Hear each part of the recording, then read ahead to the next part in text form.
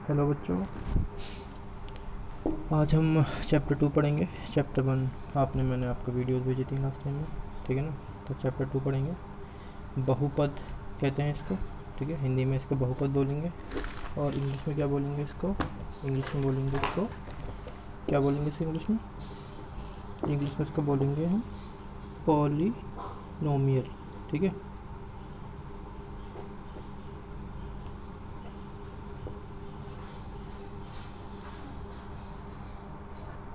तो क्या होता है पॉलिनोमियल?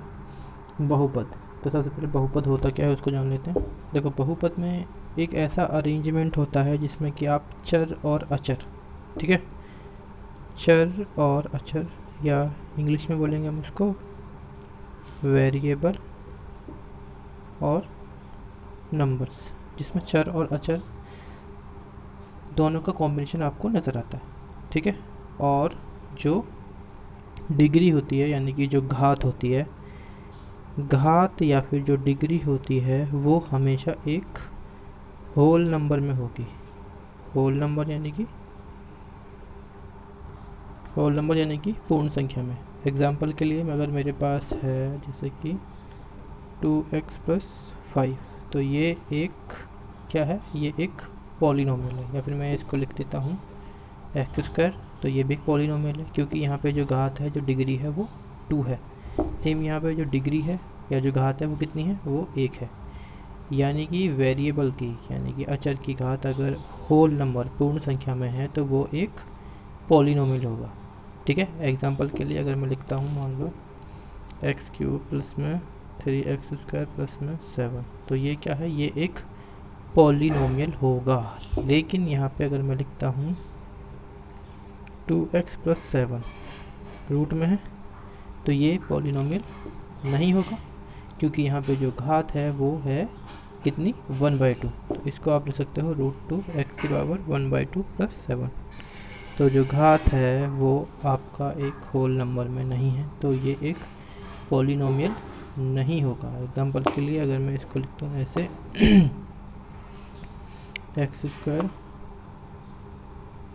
प्लस में 2x प्लस 3, तो ये भी एक पॉलिनोमियल नहीं होगा, क्योंकि यहाँ पे जो पावर है वो नीचे जाके नेगेटिव हो गई है, सबकी पावर नेगेटिव हो गई है। अगर इसको आप ऊपर लेके आओगे तो सबकी पावर नेगेटिव हो जाएगी, यानी कि यहाँ पे ये एक होल नंबर में नहीं है, ठीक है। तो ये पॉलिनोमियल नहीं होगा, ठीक है। अब कुछ टर्म्स पढ़ते हैं, ठीक है। जैसे कि होता है एक रेखिक, ठीक है। जो कुछ टर्म्स है यहाँ पे, एक होता है रेखिक बहुपद, लीनियर पॉलिनोमियल, दूसरा होता है द्विघात पॉलिनोमियल, और तीसरा होता है हमारा त्रिघात। त्रिघात को इंग्लिश में क्या बोलते हैं? इंग्लिश में बोलते हैं इसको, ठीक है, इंग्लिश में इसको क्या बोलते हैं? क्यूबिक पॉलिनोमियल, यानी कि त्रिघात बहुपद।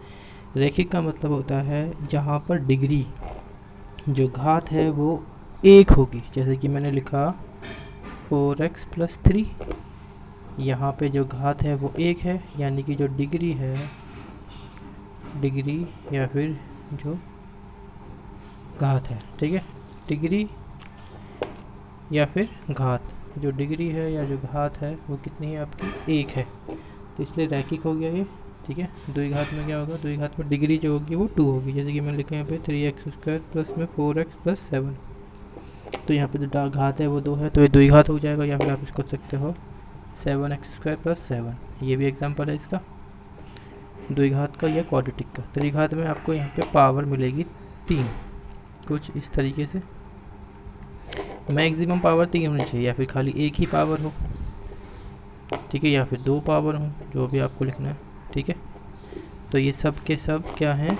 ये एग्जाम्पल हैं हमारे त्रिघात पॉलिनोमियल के, ठीक है। तो रैखिक, द्विघात और त्रिघात में कोई आपको समझ आ गया, ठीक है। कोई किसी को प्रॉब्लम नहीं होगी मेरे हिसाब से, तो ठीक है। तो अब देखो, अब हम यहाँ पे कुछ टर्म्स के बारे में पढ़ेंगे। कुछ टर्म्स होते हैं, जैसे कि पहला टर्म होता है आपका डिग्री, जो कि आप पढ़ चुके हो, डिग्री यानी कि घात। और दूसरा होता है गुणांक, जो कि आपने 9th में पढ़ा था, गुणांक को बोलते हैं हम कोफिशिएंट, ठीक है। तो देखो, घात की बात तो मैंने कर दी, यानी कि घात किसी भी बहुपद की, किसी भी पॉलिनॉमियल की घात या फिर डिग्री वो होगी जो x या y की, यानी कि किसी भी चर की जो सबसे बड़ी पावर होगी। ठीक है, यहाँ पे सबसे बड़ी पावर क्या है, 2, तो यहाँ पे डिग्री कितनी हो गई, 2। यहाँ सबसे बड़ी पावर क्या है, 3, तो यहाँ डिग्री कितनी हो गई, 3 हो गई। ठीक है, समझ में आ रहा है। तो यहाँ पे डिग्री 3 है, यहाँ पे 2 है, और वहाँ पे जो सबसे ऊपर वाला है यहाँ पर है 1। ठीक है, उसके बाद हम गुणांक की बात करते हैं कि गुणांक में क्या होगा। यहाँ पे गुणांक अलग अलग होता है, जो वेरिएबल के आगे होगा वो गुणांक होगा। जैसे कि यहाँ पे एक्स क्यूब का गुणांक क्या है, एक्स क्यूब का गुणांक है 3। एक्स स्क्वायर का गुणांक क्या है, एक्स स्क्वायर का आगे क्या है, एक्स स्क्वायर का आगे है 2। ठीक है, नंबर का कोई गुणांक नहीं होता। फॉर एग्जाम्पल अगर यहाँ पे हम माइनस में कुछ लिख देते तो यहाँ पे इसका गुणांक होता वो कितना हो जाता, इसका गुणांक हो जाता कितना, इसका गुणांक हो जाता -4। ठीक है, यानी कि जिस वेरिएबल का आपको गुणांक पूछा है वो आपको गुणांक निकालना पड़ेगा। ठीक है, एक्स क्यूब का गुणांक है 3, ये वाला और ये वाला, और एक्स स्क्वायर गुणांक है 2, ये वाला। इसका लिया था हमने, एक्स क्यूब का 3 है और एक्स स्क्वायर का 2 है। तो गुणांक, कोफिशिएंट, पॉलिनोमियल आपको समझ आ गया होगा। ठीक है, मैं बुक में दिखा देता हूँ आपको एक बार। ठीक है, बुक में देखते हैं क्या क्या रखा है। आपने रैखिक पॉलिनोमियल समझ लिया। ठीक है, देखो रैखिक पॉलिनोमियल मैंने आपको बताया था,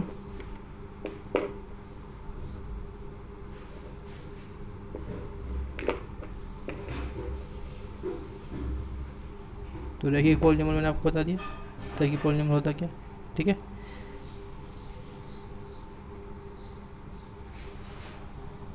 रैखिक पॉलिनोमियल मैंने आपको बता दिया जिसमें खाली घात 1 होगी। ठीक है, बहुपद की घात मैंने आपको बता दिया है, ये है बहुपद की घात।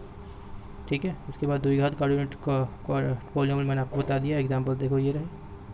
ठीक है, ये एग्जांपल है इसका, ये वाला 2x square plus 3x minus 5, क्योंकि यहाँ पे घात वो है।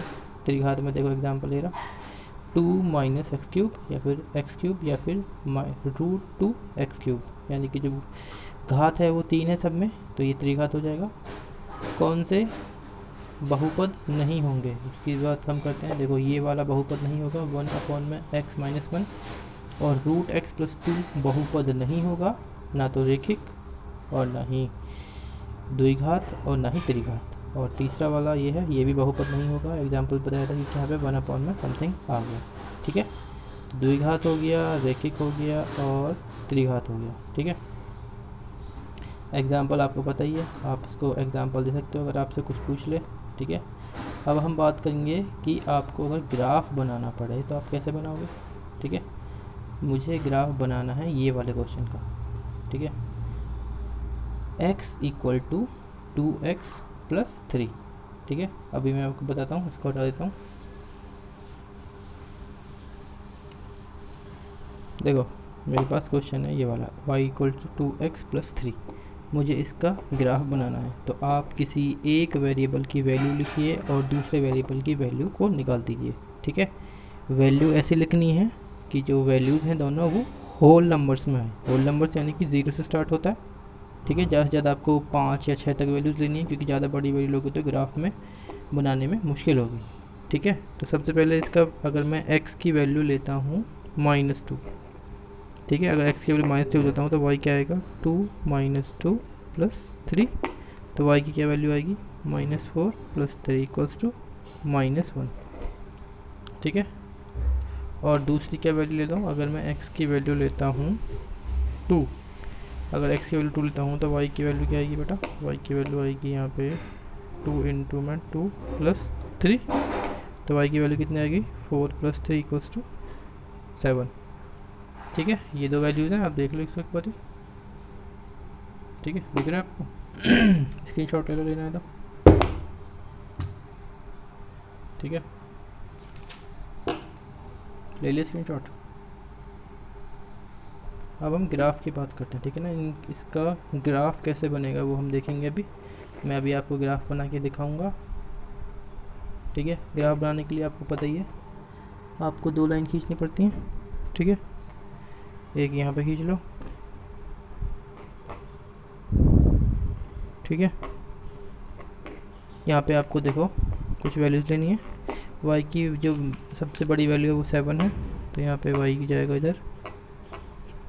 तो x की है -2 और 2, तो 1 2 1 2 3, ऊपर ले लो 1 2 3 4 5 6 और 7, ठीक है। मैं इसकी एक टेबल बना देता हूँ। सबसे पहले टेबल से आपको इजीली पता लग जाएगा, आइडेंटिफाई हो जाएंगे। टेबल आनी पड़ती है, देखो x की और y की। जब x की वैल्यू आपने पुट करी थी -2, तो y क्या आया था -1। और x की वैल्यू जब आपने पुट करी थी 2, तो y आया था 7, ठीक है। तो सबसे पहले वैल्यू देखो -2 और -1, तो -2 देखो वहाँ पे है, ये 1 है, ये 2 है, ये -1 -2 -3 1 2 3 4 5 6 7, ठीक है। तो -2 पे -1 पे -2 है, या -2, ये रहा -2 और ये रहा -1। ये x एक्सिस होती है, ये x डैश एक्सिस होती है, ये y होती है और ये y डैश होती है। ये पॉजिटिव होती है, ये वाली पॉजिटिव, ये वाली नेगेटिव, ये वाली पॉजिटिव और ये वाली नेगेटिव। 9th में मैंने आपको बताया था, ठीक है। अब देखो x है यहाँ पे -2, ठीक है, और ये -1, तो -2 ये रहा और -1 ये रहा। तो पहला पॉइंट आ गया यहाँ पे आपका। दूसरा है x की वैल्यू 2 और y की वैल्यू 7, x की वैल्यू 2 और y की वैल्यू 7, दूसरा पॉइंट ये रहा। और आप इस ग्राफ को जोड़ दीजिए कुछ इस तरीके से दोनों पॉइंट पे, ठीक है। तो ये जो लाइन है वो है आपकी y इक्वल्स टू 2x + 3। अगर यहाँ पॉइंट्स आपको लिखने हैं तो आप पॉइंट्स भी लिख सकते हो। ये है आपका पॉइंट -1, सॉरी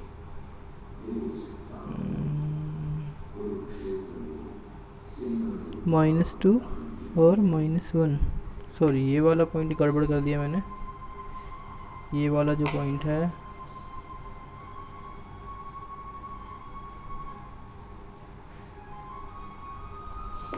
-2 और -1, ये पॉइंट यहाँ पे आएगा बेटा, ठीक है। थोड़ा ध्यान से देखना। तो ये कुछ इस तरीके से ग्राफ बनेगा, ठीक है। ये वाला कुछ पॉइंट नहीं है, ठीक है, ये वाली लाइन कुछ नहीं है। तो ये है -2 और -1, और ये जो पॉइंट है वो क्या है, वो है 2 और 7, ठीक है। तो आप ध्यान से देखिए, ये वाली लाइन है, ठीक है, मैंने बताया भी था आपको, ठीक है। तो आपको ये वाली लाइन कंसीडर करनी है, ठीक है बेटा, ये वाली लाइन, ये वाली नहीं है, ठीक है। इसमें देखते हैं इसने बुक में कैसे करा है, देखो ज़रा।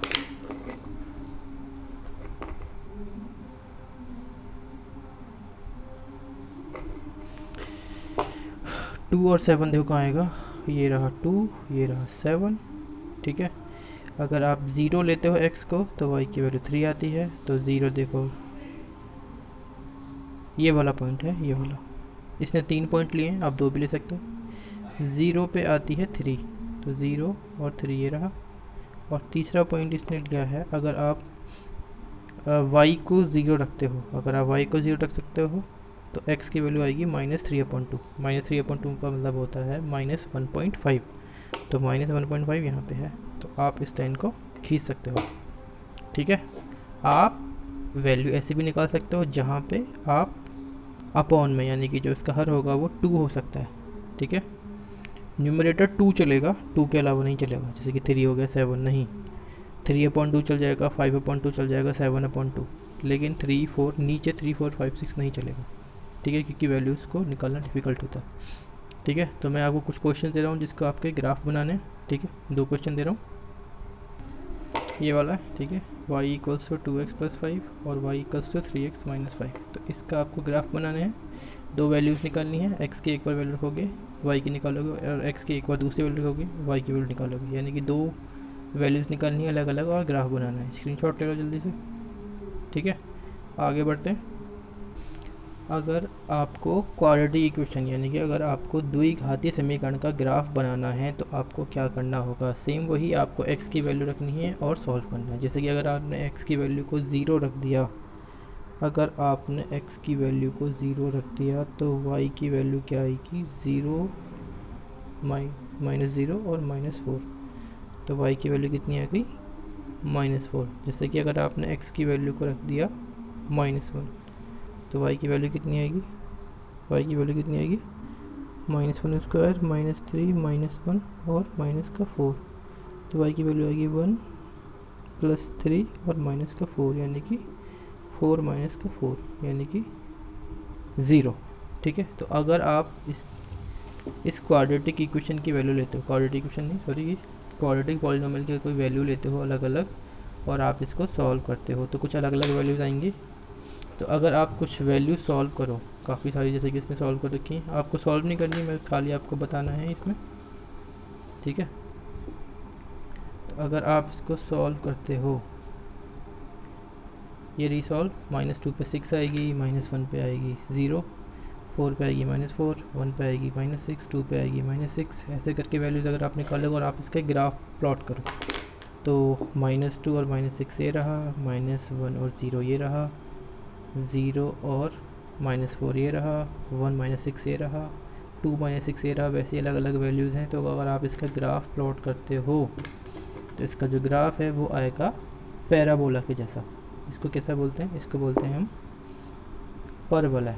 खाली आपको पता होना चाहिए, अगर आप क्वाड्रेटिक इक्वेशन की द्विघात समीकरण का ग्राफ प्लॉट करते हो तो एक पैराबोलिक पाथ आएगी, खाली आपको पता होना चाहिए। क्वेश्चन एग्ज़ाम में नहीं आएगा, आपको पता होना चाहिए कि ग्राफ को आप ड्रॉ कैसे करते हैं। सारी वही टेक्निक है, x की वैल्यू रखो और y की वैल्यू निकालते रहो, या फिर y की वैल्यू रखो और x की वैल्यू कैलकुलेट करते रहो, 5-6 वैल्यू निकालो और आप एक ग्राफ प्लॉट कर सकते हो, ठीक है।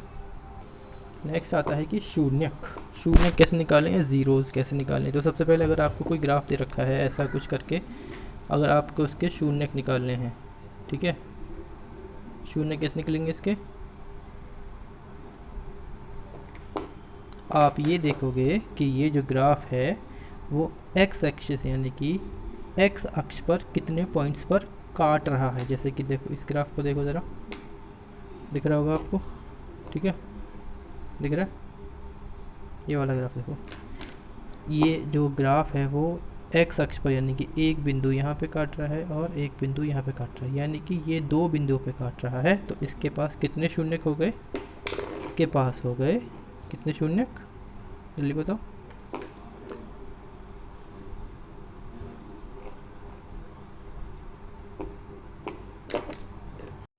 इसके पास हो गए 2 शून्यक, ठीक है। तो इसके पास कितने हो गए, 2 शून्यक या फिर 2 ज़ीरोज़, ठीक है। अगला जो क्वेश्चन है वहाँ देखो ज़रा, ये रहा, यहाँ पे कितने पॉइंट पे काट रहा है, 2 पॉइंट्स पे ही काट रहा है, तो यहाँ पे इसके 2 शून्यक हो गए।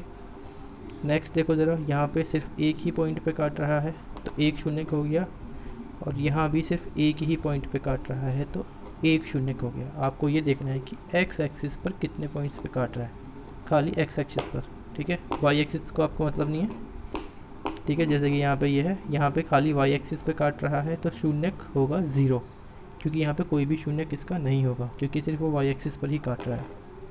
यहाँ पे भी कोई शून्यक नहीं होगा क्योंकि काट ही नहीं रहा है x एक्सिस पर, ठीक है, समझ में आ रहा है। यहाँ पे कोई भी शून्यक नहीं होगा क्योंकि सिर्फ ये x एक्सिस पर काट ही नहीं रहा, ठीक है। देखो अगर आपको क्यूबिक पॉलिनोमियल यानी कि त्रिघातीय बहुपद का ग्राफ ड्रॉ करना हो इसका, तो आप कैसे बनाओगे, आप वैल्यूज़ निकालोगे अलग अलग, ठीक है, और आपको कुछ इस तरह का नज़र आएगा ग्राफ। आपने कुछ वैल्यूज़ निकाली अलग अलग, ठीक है, और ग्राफ बनेगा कुछ इस तरीके से, ठीक है। समझ में आ रही बात आपको, आप वैल्यूज़ निकालोगे अलग अलग, कुछ इस तरीके का ग्राफ निकलेगा। इसने वैल्यूज़ निकाली हैं, खाली आपको निकालने की ज़रूरत नहीं, खाली आपको समझना है वैल्यूज़ मैं आपको दिखा देता हूँ, कुछ इस तरह की वैल्यूज़ हैं इसमें, ठीक है, समझ आ रही है आपको। -2 पे 0, -1 पे 3, 0 पे 0, 1 पे -3, इस तरह की वैल्यूज़ हैं, ठीक है। और वैसे ही अगर आपको इसका ग्राफ बनाना है, y = x², y = x³ का अगर बनाना है इसका, ठीक है। यहाँ पे है y = सिर्फ x³ और वहाँ पे क्या था, y = x³ - 4x, यानी कि यहाँ पे लीनियर टर्म भी था, ठीक है। दोनों में डिफरेंस देखना है। ये वैल्यू देखो कैसी है और ये कैसा है, ऐसा। तो अगर आपको इसका ग्राफ निकालना है, ठीक है, इसका y = x³, तो इसकी वैल्यूज़ निकालोगे कुछ इस तरीके का ग्राफ आएगा।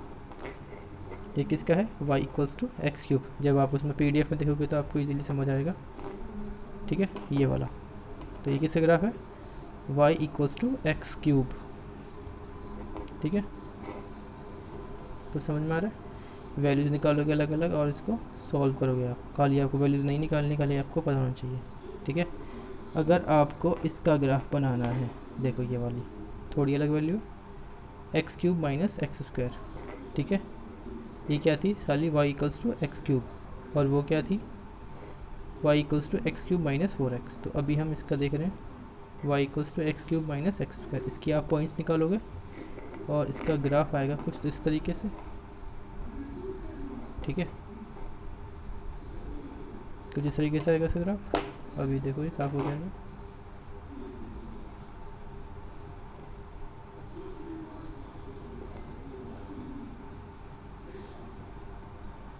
ठीक है।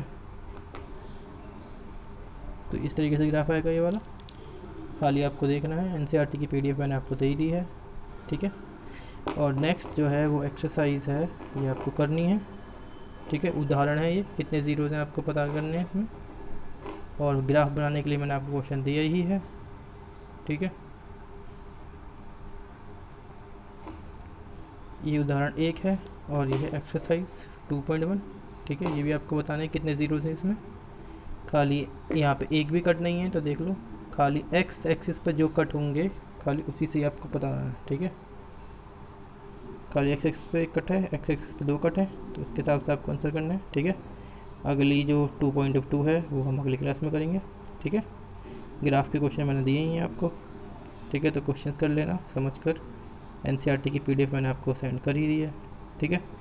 वीडियो लाइक कर देना और सब्सक्राइब कर लेना चैनल, ठीक है।